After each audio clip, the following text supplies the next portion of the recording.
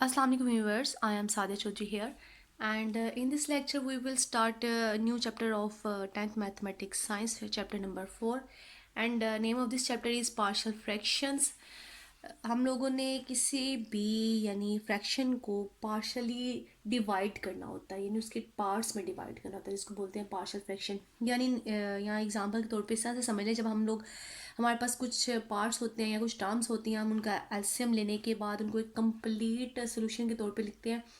तो अगर हम उसका रिवर्स करें, एक कंप्लीट सोल्यूशन को हम लोग डिफरेंट पार्ट्स में डिवाइड करें, तो वो क्या बनता है? पार्शियल फ्रैक्शंस बनता है। तो सबसे पहले तो कुछ डेफिनेशंस हैं जिनको हम डिस्कस करते हैं, फिर उसके बाद हम 4.1 एक्सरसाइज पे जाएंगे। जो फर्स्ट डेफिनेशन है वो फ्रैक्शन की डेफिनेशन है। फ्रैक्शन क्या है? The quotient of two numbers और अलजेब्रिक एक्सप्रेशन, यानी हमारे पास दो एक्सप्रेशन है, कोई उनको हम डिवाइड कर देते हैं या दो नंबर्स को डिवाइड कर देते हैं, तो वो क्या कहलाता है? फ्रैक्शन कहलाता है। अब कोशेंट का मतलब क्या है? डिवाइड करना होता है। The question is indicated by a bar, यानी हम लोग बार के ज़रिए से क्वेश्चन को जाहिर करते हैं, जिसको बाय भी बोलते हैं और मतलब डिवाइड करना भी बोलते हैं। यानी इस तरह से हम क्वेश्चन को क्या करते हैं? डिफाइन करते हैं। अगर एग्जांपल के तौर पे ये मेरे पास एक क्वेश्चन है, x² डिवाइडेड बाय x-2, यानी ये मैंने एक एग्जांपल दिया। अब ये एक एक्सप्रेशन है, एक ये एक्सप्रेशन है, दोनों एक्सप्रेशन को मैंने डिवाइड कर दिया है और ये रिप्रेजेंट कर रहा है किसको? इस बार को। और बार बेसिकली किसको रिप्रेजेंट कर रहा है? क्वोशंट को। तो ये हमारे पास क्या है? एक फ्रैक्शन। यहाँ पे अगर नंबर्स की बात करें तो 5/7, तो ये हमारे पास एग्जांपल आ जाएगी किसकी? टू नंबर्स को जब हम डिवाइड कर रहे हैं वो नंबर्स के हिसाब से क्वोशंट आ जाएगा। अगर एक्सप्रेशंस को कर रहे हैं तो अलजेब्रिक एक्सप्रेशंस वाला, जो इस बार के यानी इस वाले बार के अबव साइड पे होगा वो आपका क्या कहलाएगा? डिवाइडेंड कहलाएगा, यानी जिसको हम डिवाइड कर रहे हैं, और जिससे डिवाइड करना है वो डिवाइजर कहलाएगा। अब तकरीबन क्लियर हो गया होगा कि फ्रैक्शन किसको कहते हैं। दो नंबर्स को डिवाइड करना आपका फ्रैक्शन कहलाता है। वो नंबर्स भी हो सकते हैं, वो एक्सप्रेशंस भी हो सकते हैं। और जो आपका अबव द बार होता है उस हम टर्म को या एक्सप्रेशन को या नंबर को हम डिवाइडेंड बोलते हैं, और जो बिलो होता है वो क्या कहलाता है? डिवाइजर कहलाता है। अब नेक्स्ट डेफिनेशन क्या है? Rational fraction. लेकिन रैशनल फ्रैक्शन से पहले एक हमने डेफिनेशन ऑलरेडी पहले पढ़ी है, वो है रैशनल नंबर।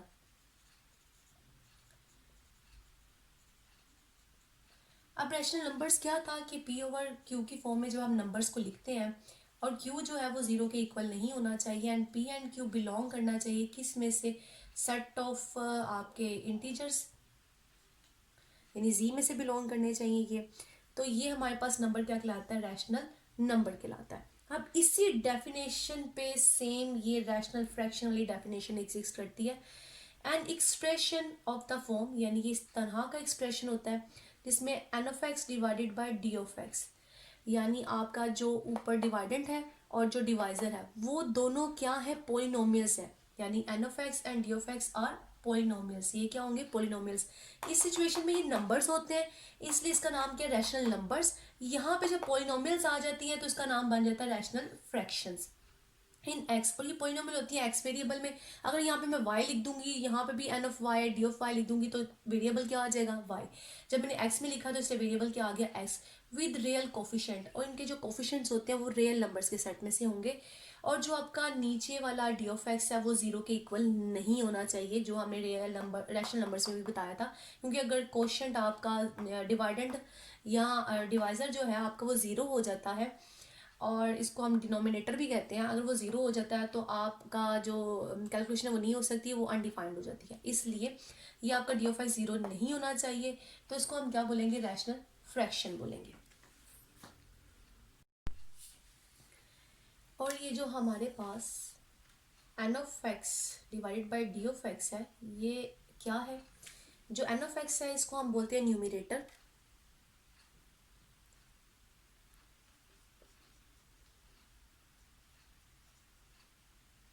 और जो आपका ये डी ऑफ एक्स है इसको डिनोमिनेटर।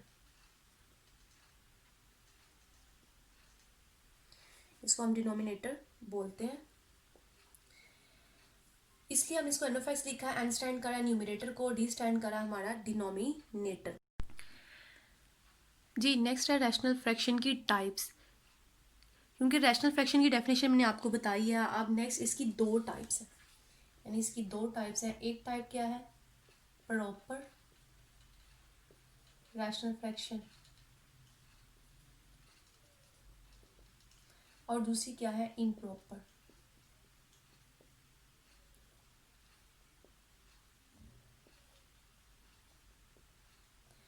अब इन दोनों में क्या फ़र्क है, इन दोनों में ये फ़र्क है कि जो प्रॉपर आपके पास होता है रैशनल फ्रैक्शन, इसमें डिग्री ऑफ न्यूमरेटर जो क्या है, N of X is less than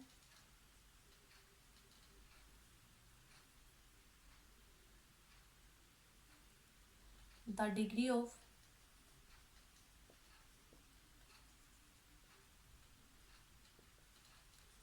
denominator D of X. यानी आपके जो न्यूमरेटर की डिग्री है वो लेस देन होती है डिनोमिनेटर के डिग्री से। और यहाँ पे क्या डिफरेंस है, जो डिग्री ऑफ न्यूमरेटर होती है यानी एन ऑफ एक्स की is greater than of degree of greater than the degree of denominator d of x। अब दोनों की एग्जांपल देख लेते हैं। जैसा कि यहाँ पे 2x माइनस 3 डिवाइडेड बाई अगर x square plus 5x minus 4 है, तो ये जो आपका ऊपर न्यूमिनेटर है इसकी डिग्री 1 है और जो डिनोमिनेटर है इसकी डिग्री क्या है, 2 है। तो ये कौन सा वाला केस बन जाएगा आपका, प्रॉपर रैशनल फ्रैक्शन वाला। और एग्जांपल भी देख लेते हैं। जैसे 2x divided by x minus 1 into x plus 2, यहाँ पे भी ऊपर जो डिग्री है वो 1 है और जब इन दोनों को मैं मल्टीप्लाई करूंगी तो नीचे डिग्री एक्स स्क्वायर आ जाएगी। डिनोमिनेटर की डिग्री ग्रेटर होगी किससे, न्यूमरेटर की डिग्री से। ये भी कौन सा केस हो गया, प्रॉपर फ्रैक्शनल वाला। अब नेक्स्ट इस साइड पे मैं एग्जांपल देती हूँ, 5x ओवर x प्लस 2।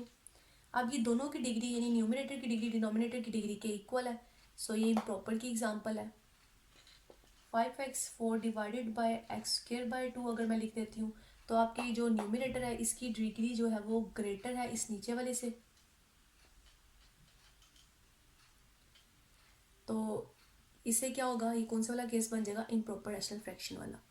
इन डेफिनेशन को समझना बहुत ज़्यादा ज़रूरी है क्योंकि क्वेश्चंस में जहाँ पे हमारे पास इम्प्रॉपर रैशनल फ्रैक्शन होगी उसे हमने पहले प्रॉपर रैशनल फ्रैक्शन में कन्वर्ट करना है, फिर ही उसको हम पार्शियल फ्रैक्शन में क्या कर सकेंगे, चेंज कर सकेंगे। इसलिए अगर ऐसी सिचुएशन में हमारे पास कोई क्वेश्चन है तो हमें उसे पहले इस सिचुएशन में कन्वर्ट करना होगा और फिर ही हम क्या करेंगे, उसको रैशनल फ्रैक्शन में कन्वर्ट करेंगे। अब एक्सरसाइज पे चलते हैं 4.1 पे। एक्सरसाइज 4.1 सॉल्व करने से पहले एक केस है जिसको डिस्कस कर लेते हैं क्योंकि 4.1 एक्सरसाइज जो है वो सारी इसी केस पे मुश्तमिल है और यानी सारी एक्सरसाइज इसी केस को फॉलो करते हुए हमने सॉल्व करनी है। जो केस है वन, वो केस वन क्या है, resolution of N algebraic expression into partial fraction. हमारे पास जो एक्सप्रेशन होगा उसको हमने किस में चेंज करना है, पार्शियल फ्रैक्शन में चेंज करना है। व्हेन डी ऑफ एक्स, यानी हमें किसके बारे में बता रहा है, डिनोमिनेटर के बारे में बता रहा है। ये जो इन्फॉर्मेशन है वो डिनोमिनेटर के बारे में है।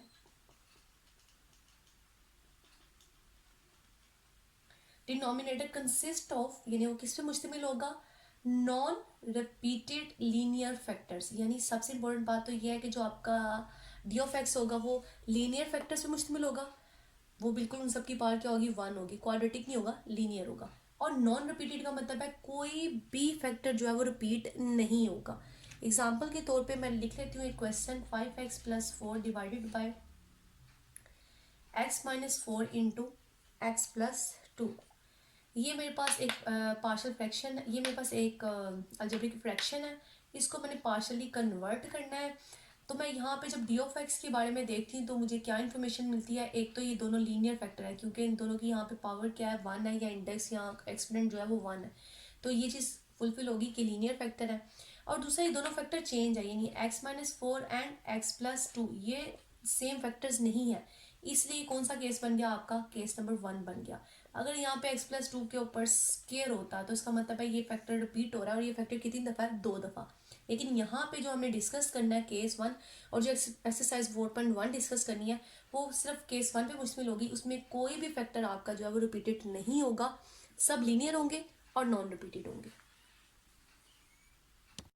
जी एक्सरसाइज का जो क्वेश्चन नंबर 1 है वो है 7x minus 9 divided by x plus 1 और x माइनस 3। हमें इसको रिजॉल्व करना है इन पार्शियल फ्रैक्शन। अगर हम इस क्वेश्चन को देखें तो हमें पता चलता है कि ये दोनों जो फैक्टर हैं ये तो लीनियर है और साथ में ये रिपीटेड भी नहीं है। इट्स मीन ये केस 1 का क्वेश्चन है और हमने इसको सॉल्व करना है। चलें हम इसको लेट कर लेते हैं। जो 7x माइनस 9 है x plus 1 into x minus 3, इसको हम कैसे रिजॉल्व करेंगे? हम इन दो फैक्टर्स के लिए दो कांस्टेंट इंट्रोड्यूस करवाते हैं। ए फर्स्ट फैक्टर के लिए x plus 1 and plus b divided by x minus 3। हमारा प्रोसेस ये होता है कि हम लोगों ने अब a एंड b ये जो दो कांस्टेंट इंट्रोड्यूस करवाए, इन दो कांस्टेंट्स की क्या करनी है? वैल्यू फाइंड आउट करनी है। इसके लिए हम क्या करेंगे? Multiplying through out x plus 1 into x minus 3। हम कंप्लीट यानी जो हमारा ये एक्सप्रेशन है ये कंप्लीट, इसको किससे मल्टीप्लाई करते हैं? x plus 1 into x minus 3 से। जब हम इसको मल्टीप्लाई करेंगे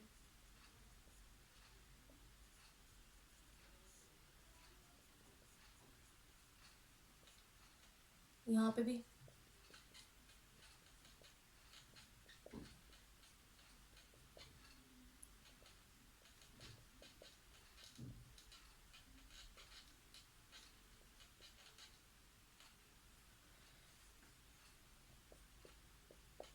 यहाँ पे ये दोनों फैक्टर इसके साथ कैंसिल हो जाएंगे तो 7x माइनस 9 आ जाएगा। यहाँ पे ये पॉजिटिव वाला इसके साथ कैंसिल हो जाएगा, a इंटू एक्स माइनस 3 आ जाएगा।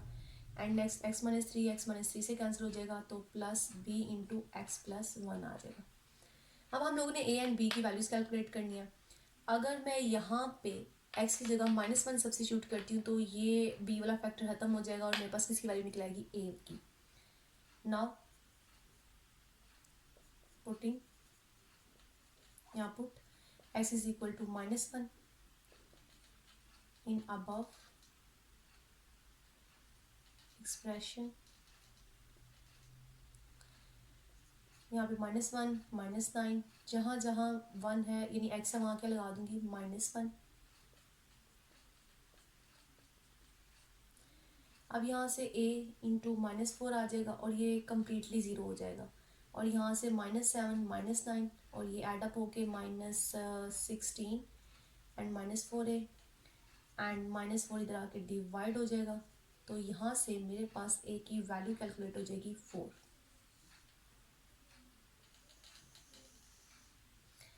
नेक्स्ट नाउ पुट,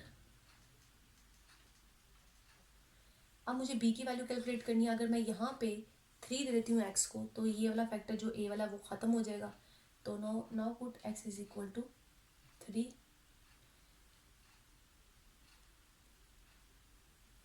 इस एक्सप्रेशन को हम इक्वेशन 1 का नाम दे देते हैं और इस वाले को 2 का नाम दे देते हैं। इनटू अब हम जब 2 में सब्स्टिट्यूट करेंगे 3 minus 9, next a 3 minus 3 plus b 3 plus 1।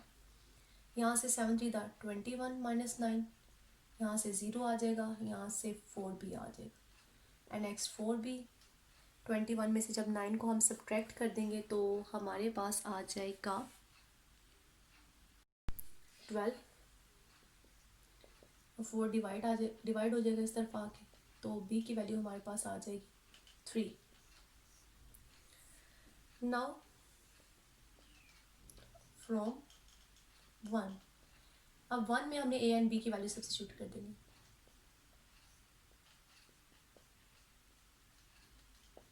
a की वैल्यू हमारे पास आई है 4 एंड b की वैल्यू हमारे पास आई है 3।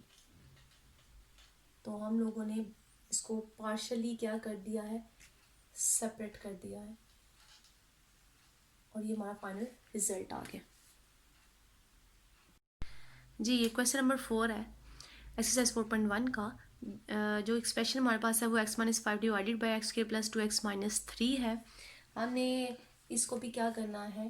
पार्शियल फ्रैक्शन में चेंज करना है, कन्वर्ट करना है। तो स्टार्ट करते हैं। सबसे पहला काम हमने ये भी चेक करना है कि क्या ये प्रॉपर फ्रैक्शन है या इम्प्रॉपर है। आपका जो न्यूमिनेटर है इसकी डिग्री 1 है और डिनोमिनेटर की 2 है, इट्स मीन ये प्रॉपर फ्रैक्शन है। सो हम इसको डायरेक्ट सॉल्व कर सकते हैं। यहाँ से x minus 5/x² plus 2x-3, इसको हम पहले फैक्टराइज करेंगे इसके डिनोमिनेटर को, ताकि हमारे पास फैक्टर आ जाए। और मैं चेक करूँगी कि वो केस 1 के ही हैं, लीनियर है और रिपीटेड तो नहीं है। तो जब मैं फैक्टराइजेशन करूँगी तो मुझे मल्टीप्लाई करके 3 चाहिए, ऐड एंड सब्ट्रैक्ट करके क्या चाहिए, 2 चाहिए। तो x² plus 3x minus x and -3 हो जाएगा। यहाँ से x minus 5 divided by x common निकालूंगी तो x प्लस 3, -1 कॉमन तो अंदर x plus 3, and next factor बन जाएगा x minus 1 and x plus 3। इसको हम इक्वेशन 1 का नेम दे देते हैं। अब लेट कर लेते हैं इस साइड को, x minus 5 x minus 1 into x plus 3। अब ये दोनों फैक्टर लीनियर है एंड नॉन रिपीटेड, तो मैं यहाँ पे दो कांस्टेंट इंट्रोड्यूस करवाती हूँ, एक a जो x माइनस 1 फैक्टर के लिए और एक b जो किसके लिए, x प्लस 3 के लिए। नेक्स्ट स्टेप क्या है, वही जो हमने क्वेश्चन नंबर 1 में किया था। अब हमने मल्टीप्लाई करना है इस फैक्टर से both side, multiplying through out by x minus 1 and x plus 3 we get. अब मैं जब इसको इस फैक्टर से मल्टीप्लाई करूँगी तो डिनोमिनेटर वाला फैक्टर इस कंप्लीट से कट आउट हो जाएगा, तो जस्ट आ जाएगा x माइनस 5। और इस साइड पे जब मल्टीप्लाई करूँगी तो x माइनस 1 वाला फैक्टर कट जाएगा और a के साथ क्या आ जाएगा, x प्लस 3। मैंने डायरेक्ट लिख दिया एक स्टेप, जैसे मैंने पीछे किया था वैसे नहीं लिखा, डायरेक्टली क्या आप डायरेक्ट भी लिख सकते हैं। जब ये वाला फैक्टर इससे मल्टीप्लाई होगा तो x प्लस 3 जो है वो कट जाएगा और b के साथ क्या आ जाएगा, नेक्स्ट वाला फैक्टर x माइनस 1। अब इसको हम इक्वेशन 2 का नेम दे देते हैं। अब मैंने a की वैल्यू फाइंड आउट करनी है। अगर मैं यहाँ पे x को 1 दे दूँ, 1 सब्स्टिट्यूट करूँगी तो b कैंसिल हो जाएगा, 0 हो जाएगा और मेरे पास a की वैल्यू निकल आएगी। Now put x is equal to 1 in 2। जब मैं 1 पुट करूँगी तो 1 माइनस 5, यहाँ पे 1 माइनस 5 हो जाएगा, a के साथ 1 प्लस 3 आ जाएगा एंड प्लस b 1 माइनस 1। यहाँ से 4a आ जाएगा और ये चीज़ 0 हो जाएगी और यहाँ से -4 इज इक्वल टू 4a, क्योंकि 0 को किसी में भी ऐड करें वही नंबर आता है। एंड 4 जब यहाँ आके डिवाइड हो जाएगा तो मेरे पास a की वैल्यू निकल आएगी, वो क्या आ गई, -1। अब नेक्स्ट क्या करूँगी, नाउ पुट, अब x को मैं क्या वैल्यू दूँ, -3 दूँगी तो a फैक्टर खत्म हो जाएगा। x is equal to -3 in 1 in 2, sorry 2 में सब्स्टिट्यूट करना है। यहाँ पे क्या आ जाएगा, x की जगह -3 minus 5 is equal to a -3 plus 3 plus b -3 -1। अब ये 0 हो जाएगा और यहाँ से क्या आएगा, -4 एंड यहाँ से -8 इज इक्वल टू -4b आ जाएगा एंड ये -4 यहाँ के डिवाइड हो जाएगा। तो दिस इम्प्लाइज हमारे पास b की वैल्यू क्या आ जाएगी, 2 आ जाएगी। तो नेक्स्ट हम क्या लिखेंगे, नाउ इसमें यहाँ सब्स्टिट्यूट कर दूंगी मैं, now x minus 5 x minus 1 और x plus 3 is equal to क्या आ जाएगा, a की वैल्यू मैंने क्या फाइंड किया है, -1 एंड b की वैल्यू क्या फाइंड किया है, 2 फ्रॉम 1। अब यहाँ पे इसकी वैल्यू निकाली थी, अब मैं यहाँ पे इसकी इक्वल वैल्यू सब्स्टिट्यूट कर दूंगी तो मेरे पास जो पार्शियल फ्रैक्शन है इसकी वो क्या आ जाएगी,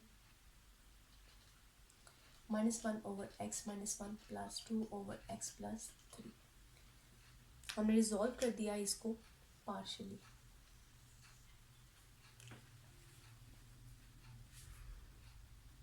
क्वेश्चन नंबर 8 जो है एक्सरसाइज 4.1 का, वो है 6x³ plus 5x² minus 7 divided by 3x² minus 2x minus 1। सबसे पहले तो हम इसको चेक करेंगे ये इम्प्रॉपर फ्रैक्शन है या प्रॉपर है। तो जो न्यूमिनेटर है इसकी डिग्री 3 है और जो डिनोमिनेटर है इसकी डिग्री 2 है, तो इट्स मीन ये इम्प्रॉपर फ्रैक्शन है। तो हमें पहले इसको किस में कन्वर्ट करना है, प्रॉपर फ्रैक्शन में कन्वर्ट करना है। उसके लिए हमें इसे डिवाइड करना पड़ेगा। 6x³ प्लस 5x² माइनस 7 को हम डिवाइड करेंगे 3x² माइनस 2x माइनस 1 से। यहाँ पे 6 कोफिशिएंट है तो 6 बनाने के लिए मुझे ऊपर 2 लिखना पड़ेगा। यहाँ x³ है, यहाँ x² है, तो इसका मतलब है इसके साथ x भी लिखना पड़ेगा। तो ये क्या आ जाएगा मेरे पास, 3 to the 6x³ and 2 to the 4x² and minus 2x। अब यहाँ पे x वाली टर्म नहीं थी, मैंने इसको सेपरेट लिख दिया आगे। नेक्स्ट अब साइन चेंज होंगे तो मेरे पास रिजल्ट क्या आ जाएगा, ये कैंसिल हो जाएगा। यहाँ से 9x² और ये plus 2x and next minus 7। अभी मज़ीद डिवाइड हो सकता है क्योंकि यहाँ x² है और यहाँ पे भी x² है, तो यहाँ मैं प्लस 3 लिख दूँगी। 3 3 द 9x² आ जाएगा and 3 to the minus 6x and minus 3। अब साइन चेंज करने हैं, ये दोनों टर्म्स कैंसिल हो जाएंगी और यहाँ से आ जाएगा 8x एंड नेक्स्ट यहाँ से 7 में से 3 चले गए तो -4। तो इसको मैंने अब डिवाइड कर दिया है। अब ये मज़ीद नेक्स्ट आगे डिवाइड नहीं हो सकता, तो अब हम इसको लिख सकते हैं 6x³ plus 5x² minus 7 divided by 3x² minus 2x minus 1 is equal to, पहले हम ये फिगर लिखते हैं 2x प्लस 3 एंड प्लस फिर जो आपका रिमाइंडर बाकी बचता है 8x माइनस 4, ये आपका क्या है रिमाइंडर।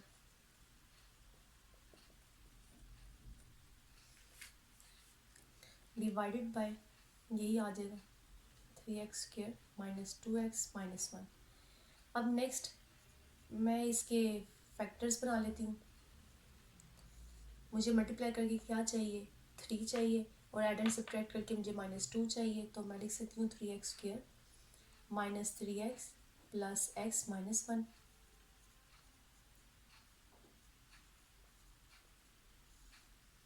यहाँ से 3x कॉमन आ जाएगा तो अंदर आ जाएगा x माइनस 1 और यहाँ से 1 कॉमन तो x माइनस 1।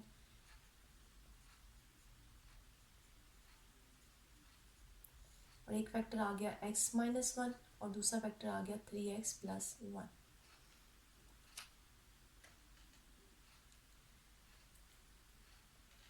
अब नेक्स्ट हम इसको इक्वेशन 1 का नाम दे देते हैं और लेट कर लेते हैं इसमें से इतने पोर्शन को कि 8x minus 4 divided by x minus 1 3x plus 1 किसके इक्वल है, एक कांस्टेंट एक a के और दूसरे वाला b के 3x प्लस 1 के। अब नेक्स्ट ये सारा स्टेप हमने सिर्फ इसको प्रॉपर फ्रैक्शन में चेंज करने के लिए किया था। अब हम लोगों ने नेक्स्ट यहाँ पे वही तमाम कैलकुलेशन करनी है जो हमने क्वेश्चन नंबर 1 में और क्वेश्चन नंबर 4 में की है। Multiplying through out x minus 1 by and 3x plus 1 we get. जब हम मल्टीप्लाई करेंगे तो यहाँ पे 8x माइनस 4 आ जाएगा और इस साइड पे a के साथ x माइनस 1 वाला फैक्टर कट जाएगा तो 3x प्लस 1 वाला रह जाएगा और b के साथ x माइनस 1 वाला रह जाएगा। अब इसको इक्वेशन 2 का नाम दे देते हैं। अब a की वैल्यू फाइंड करनी है तो मुझे x को यहाँ 1 देना पड़ेगा, तो यहाँ पे 1 minus 4 is equal to a 3 के साथ 1 plus 1 and plus b 1 minus 1। तो यहाँ से 3 1 3 और प्लस 1 4 आ जाएगा और ये 0 हो जाएगा। यहाँ से 8 माइनस 4 आ गया तो नेक्स्ट 4 और ये 4 यहाँ आके डिवाइड हो जाएगा तो यहाँ से मेरे पास a की वैल्यू आ जाएगी 1। नाउ अब हमने b की वैल्यू फाइंड करनी है, उसके लिए मुझे इसको ख़त्म करना पड़ेगा। और वो कैसे ख़त्म होगा, अगर मैं x को -1/3 देती हूँ 3 3 से कैंसिल हो जाएगा और फिर -1 + 1 से कैंसिल हो जाएगा। Now put x is equal to -1/3। तो यहाँ 8 के साथ भी -1/3 आ जाएगा, -4 यहाँ पे 3 -1/3 एंड +1 प्लस बी की जगह यहाँ पे भी बी के बाद एक्स की जगह -1/3 -1 आ जाएगा। अब ये सारा फैक्टर कैंसिल हो जाएगा क्योंकि ये 3 से कट जाएगा, -1 +1 के साथ 0, तो ये चीज़ क्या हो जाएगी 0। और यहाँ से हम एलसीएम ले लेते हैं तो 3 एलसीएम आ जाएगा, तो -1 एंड इसके नीचे 1 है तो 3 1 से मल्टीप्लाई होगा तो क्या आ जाएगा -3। और यहाँ पे भी 8 -8 क्या आ गया 3 -4। इधर भी एलसीएम ले लेते हैं, 3 एलसीएम -8 एंड 4 3 12। और यहाँ से b के साथ -4 क्या आ जाएगा 3। और यहाँ पे जब एडअप होगा तो -20/3 एंड b -4/3। नेक्स्ट ये वैल्यू इधर आके डिवाइड हो जाएगी, तो -20/3 इंटू 3 उधर मल्टीप्लाई होगा और 4 क्या होगा डिवाइड होगा, तो 3/4 बन जाएगा। और साथ में माइनस साइन भी बी इधर एज इट इज़ आ जाएगा, 3 से कैंसल, 4 5 20। तो मेरे पास जो बी की वैल्यू आ गई वो क्या आ गई 5, 4 5 20। अब मैं ये यहाँ पे सब्स्टिट्यूट करूँगी वैल्यू को, नाउ यूजिंग 1। यहाँ पे क्या है 6x³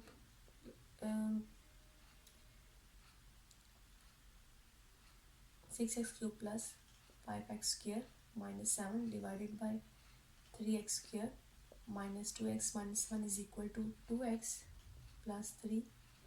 एंड ये किसके इक्वल रिजॉल्व किया हुआ है, ये यानी a की वैल्यू क्या है 1 और इसके नीचे क्या आएगा x -1। एंड b किसके इक्वल है, ये जहाँ लिखा हुआ है b किसके इक्वल है 5, तो 5 ओवर क्या आ गया 3x + 1। तो हमने इसको रिजॉल्व कर लिया इन पार्शियल फ्रैक्शन। और ये एक वे है जिसकी वजह से हम किसी भी अलजेब्रिक एक्सप्रेशन को किस में चेंज कर सकते हैं, पार्शियल फ्रैक्शन में। हमने आज केस 1 डिस्कस किया है और 4.1 एक्सरसाइज इस केस पे बेस करती है और आपने सारी एक्सरसाइज सॉल्व करनी है। इसमें से 3 क्वेश्चन मैंने सॉल्व कर दिया और बाकी जितने पार्ट्स हैं आप खुद ही सॉल्व कर लीजिएगा, इंशाल्लाह सॉल्व हो जाएंगे। अगर किसी क्वेश्चन में मसला हुआ तो मुझे कमेंट में बता दें, मैं वीडियो बना के अपलोड कर दूँगी।